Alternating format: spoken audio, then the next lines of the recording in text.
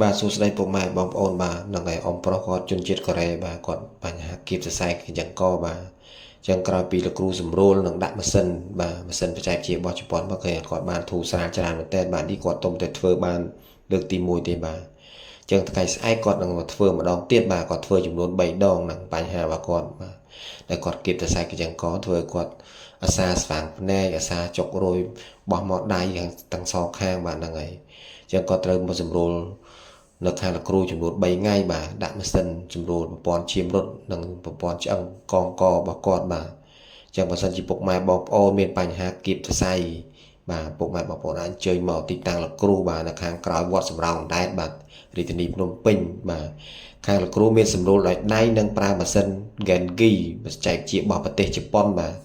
គឺម៉ាស៊ីននេះគឺវាប្រព័ន្ធ AI គឺវាឆ្លាតវៃមែនតើវាតែរកប្រព័ន្ធឈាមរត់យើងដែលកកស្ទះដែលមានបញ្ហាគឺម៉ាស៊ីននេះអាចដោះស្រាយព្យាបាលបានគឺបច្ចេកវិទ្យារបស់ប្រទេសជប៉ុនទំនើបមែនតើម៉ាស៊ីននេះបច្ចេកវិទ្យាចុងក្រោយបាទអញ្ចឹងពុកម៉ែបងប្អូនមានបញ្ហាសរសៃអាចអញ្ជើញមកដល់ទីតាំងលោកគ្រូផ្ទាល់ដើម្បីយកទទួលការព្យាបាលពីលោកគ្រូបាទសូមអរគុណ